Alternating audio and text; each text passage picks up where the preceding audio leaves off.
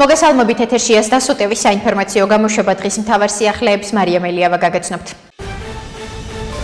შევხვდი ეუთოს საპარლამენტო ასამბლეის დელეგაციას, რომელსაც პრეზიდენტი პერე ჟუან პონს სამპიეტრო ხელმძღვანელობს. ჩვენი საუბარი შეეხო რეგიონულ უსაფრთხოებას და ეუთოსთან პარტნიორობის გაძლიერებას. ამის შესახებ საქართველოს პრემიერ-მინისტრი ირაკლი ყობახიძე X-ზე წერს. შევხვდი ეუთოს საპარლამენტო ასამბლეის დელეგაციას, რომელსაც პრეზიდენტი პერე ჟუან პონს სამპიეტრო ხელმძღვანელობს. ჩვენი საუბარი შეეხო რეგიონულ უსაფრთხოებას და ეუთოსთან პარტნიორობის გაძლიერებას.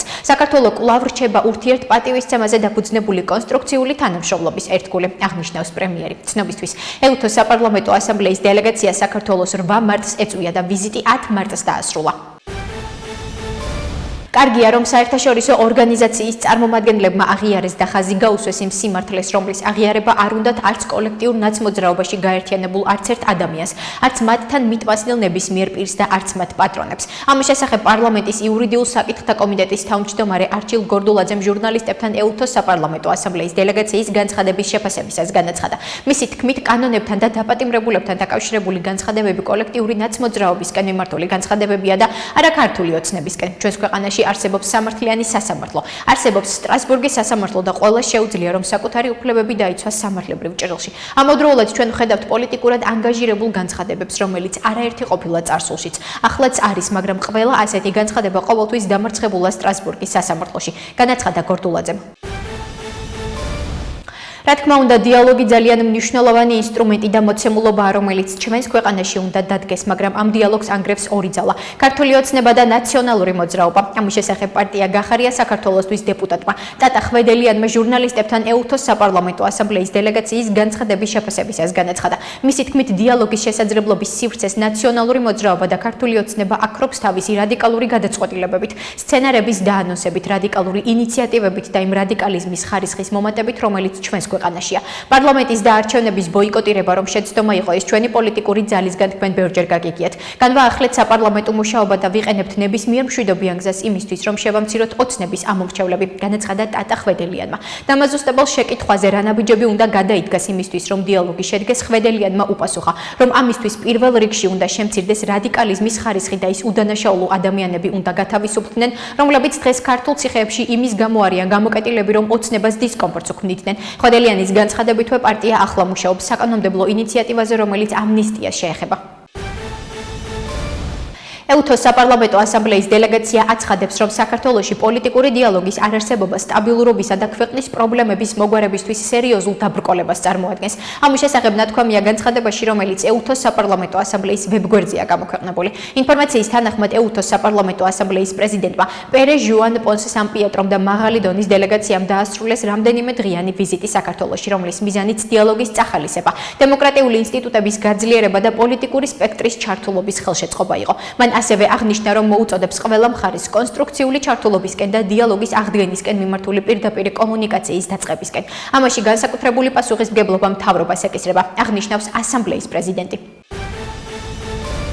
საქართველოში შეგიძლიათ ნახოთ რა ხდება, როდესაც რუსეთი იმარჯვებს. ამის შესახებ გაფართოების საკითხებში ევროკომისარმა მარტა კოსმა განაცხადა, როდესაც ევროკავშირის გაფართოების საკითხზე საუბრობდა. კოსის თქმით, საქართველოში ავტოკრატიული სისტემა ახშობს დემოკრატიულ ხმებს და ქვეყანას კიდევ უფრო აშორებს ევროპულ მომავალს. საკუთარ ხალხს კი ატყუებენ, თითქოს ქვეყანა ევროკავშირში მიყავთ და ევროკავშირი უნდა მოერგოს მათ. კოსმა მიმართა ქართველ ხალხს, რომ ევროპა ხელს არ იქნებს მათზე. მათ ცოტა ხნის წინ მიიღეს ახალი კანონი, რომელიც თავს ესხმის ქვეყნის დემოკრატიულ და სამოქალაქო და საქართველოს კიდევ უფრო აშორებს ევროპულ მომავალს, რომელიც მისი ხალხის უმრავლესობას სურს და ქართული ოცნება საკუთარ ხალხს ატყუებს, თითქოს ქვეყანა ევროკავშირში მიყავთ და ევროკავშირი უნდა მოერგოს მათ, აცხადებს მარტა კოსი. ჩვენ პირველივე დღიდან, როდესაც გავიგეთ სანქციების პროექტში ყულების არსებობის საკითხის შესახებ მოვითხოვეთ, წარმოედგინათ რა იყო საფუძველი ამ ნაბიჯის და რა თქმა უნდა, ასეთი საფუძველი ვერ იქნა წარმოდგენილი. სამაგიეროდ ჩვენ კიდევ ერთხელ ევროკომისიის მხარეს ვაჩვენეთ ის, თუ რა ნაბიჯებს დგამს საქართველოს იმისთვის, რომ არ იყოს ქვეყნის ტერიტორია გამოყენებული რუსეთისათვის დაწესებული სანქციების გვერდის ასავლელად. ამის შესახებ საქართველოს საგარეო საქმეთა მინისტრმა მაკა ბოჭორიშვილმა ჟურნალისტებს განუცხადა. მისი თქმით, ქართულმა მხარემ სასანქციო პაკეტიდან ყულების სპორტის ამოღების სანაცვლოდ არანაირი დამატება დამატებითი ვალდებულება არ იყო. არანაირი დამატებითი ვალდებულება არ არსებობს, მიესალმებიან იმას, რაც არსებობდა ამდენი ხნის განმავლობაში, რასაც საქართველო პირნათლად ასრულებდა და ასრულებს და ერთადერთი რაც იყო ევროკომისიასთან კომუნიკაციის შინაარსი გახდათ ის, რომ ჩვენ გვაინტერესებდა თუ რა იყოს საფუძვლები. ასეთი საფუძვლები ვერ იქნა წარმოდგენილი, არანაირი საფუძველი ევროკომისიას არ აქვს, განაცხადა მაკა ბოჭორიშვილმა. სახალხო დამცველი ლევან იოსელიანი INL-ის საერთაშორისო ბიუროს დირექტორი შეხვდა. ამის შესახებ ინფორმაციას სახალხო დამცველის აპარატი ავრცელებს. როგორც გავრცელებულ ინფორმაციაშია, ნათქვამის შეხვედრაზე მხარეებმა ერთობლივ პროექტებზე ისაუბრეს. პრიორიტეტებსა და უწყებების საქმიანობის მიმართულებებზე გაცვალეს ინფორმაცია და სამომავლო თანამშრომლობის დეტალებზე შეთანხმდნენ. სააპელაციო სასამართლომ თბილისის საქალაქო სასამართლოს გადაწყვეტილება, რომელიც ყოფილ პრეზიდენტ მიხეილ სააკაშვილისა და თეიმურაზ ჯანაშიას სახელმწიფო ბიუჯეტში 8.392.827 ლარის გადახდა სავალებდა ძალაში დატოვა. თბილისის საქალაქო სასამართლოს გადაწყვეტილება სააპელაციო სასამართლოში დაცვის მხარემ გაასაჩივრა. კერძოდ, საქალაქო სასამართლომ მიხეილ სააკაშვილსა და თეიმურაზ ჯანაშიას ჯამში სახელმწიფო ბიუჯეტში გადასახდელად 8.392.827 ლარი განუსაზღვრა. ამასთან ამ თანხის გარდა მიხეილ სააკაშვილს დამატებით 631.540 ლარის გადახდაც დაევალა. მეტროსადგურ ვარკეთილში მიმდინარე სარეაბილიტაციო სამუშაოების ძირითადი ნაწილი დასრულებული არის. შედეგადაც სადგური 16 მარტიდან მგზავრებს ჩვეულ რეჟიმში დილის 6 საათიდან ღამის 12 საათამდე მოემსახურება. თბილისის სატრანსპორტო კომპანიის ცნობით 16 მარტიდან გაუქმდება მეტროსადგურის შეზღუდული გრაფიკის გამო დროებით დანიშნული ავტობუსი ნომერი 174, რომელსაც მგზავრები ვარკეთილიდან მეტროსადგურ სამგორამდე გადაჰყავდა და პირიქით. მეტროსადგურ ვარკეთილის ქვედა ბაქანზე განხორციელდა რკინა ბეტონის თაღის სარეაბილიტაციო სამუშაოები. კერძოდ გაიწმინდა და დამუშავდა ჭერის კოროზირებული და დაზიანებული ზედაპირები, განხორციელდა თაღის მიღმა არსებული სიცარიელების სპეციალური ტექნიკური ხსნარით შევსება. დამატებით მიწისქვეშა წყლების ჟონვის პრევენციის მიზნით შესრულდა რკინა-ბეტონის თაღის ტემპერატურული ღარებისა და ნაკერების, ასევე დახრილი საესკალატორო გვირაბის თუჯის სამაგრების გაწმიდა და ჰერმეტიზაცია. ნათქვამია გავრცელებულ ინფორმაციაში. ზამთრის პარაოლიმპიურ თამაშებში მონაწილე პარაოლიმპიელ სპორტსმენებს ფულადი ჯილდოები გადაეცემათ. ამის შესახებ საქართველოს პრემიერ-მინისტრმა ირაკლი კობახიძემ საქართველოს ფიგურულ მოციგურავეთა ეროვნული ნაკრების წევრებისა და საქართველოს ფიგურული ციგურაობის ფედერაციის წარმომადგენლების სახელმწიფო ჯილდოებით დაჯილდოების ცერემონიაზე სიტყვით გამოსვლისას განაცხადა. როგორც მთავრობის მეთაურმა აღნიშნა, პარაოლიმპიელი სპორტსმენებისთვის იდენტური ჯილდოები იქნება გათვალისწინებული, რაც ზამთრის ოლიმპიური თამაშების მონაწილეებისთვის იყო. ზამთრის პარაოლიმპიურ თამაშებში მონაწილეებს ფულადი ჯილდოს სახით 50.000 ლარი გადაეცემათ, ხოლო საპრიზო ადგილის დაკავების შემთხვევაში გათვალისწინებულია ოქროს მედლისთვის 1,000,000 ლარი, ვერცხლის მედლისთვის 500.000 ლარი, ხოლო ბრინჯაოს მედლისთვის 300.000 ლარი. ნათქვამია გავრცელებულ ინფორმაციაში.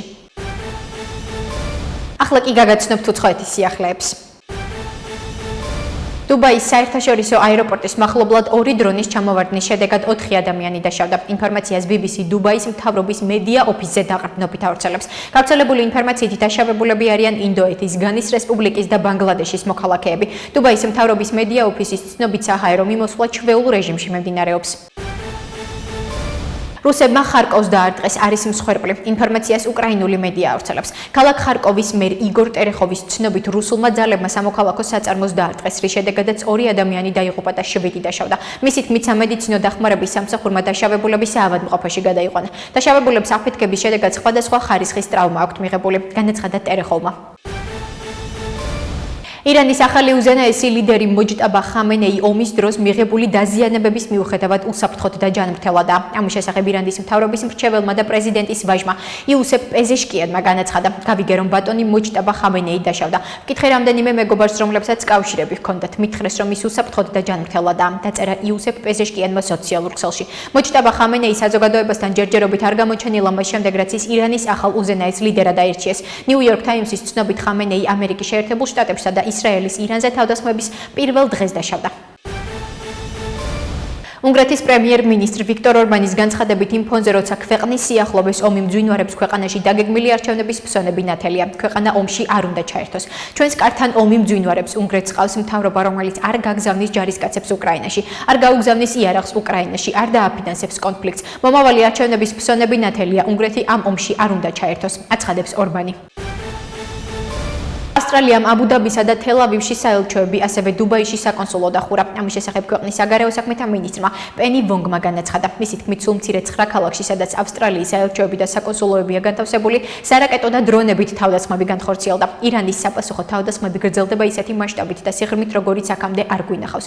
განაცხადა ავსტრალიის საგარეო უწყების ხელმძღვანელმა ქვეყნის პარლამენტში საუბრისას. მისი თქმით, კონფლიქტი უახლოეს მომავალში სავარაუდოდ გაძლიერდება და გაგრძელდება. ჩვენი მისიები აბუ-დაბიში, დუბაიში და თელ-ავივში ბოლო კვირის განმავლობაში ფიზიკურად დაიხურა. განაცხადა ავსტრალიის საგარეო საქმეთა მინისტრმა. მისი ინფორმაციით, ახლო აღმოსავლეთიდან 23 კომერციული რეისით ქვეყანაში 3200-ზე მეტი ავსტრალიელი დაბრუნდა. კონფლიქტის დაწყებისას რეგიონში დაახლოებით 115,000 მოქალაქე იმყოფებოდა. ასეთი იყო მიმდინარე სიახლეები მომავალ შეხვედრამდე.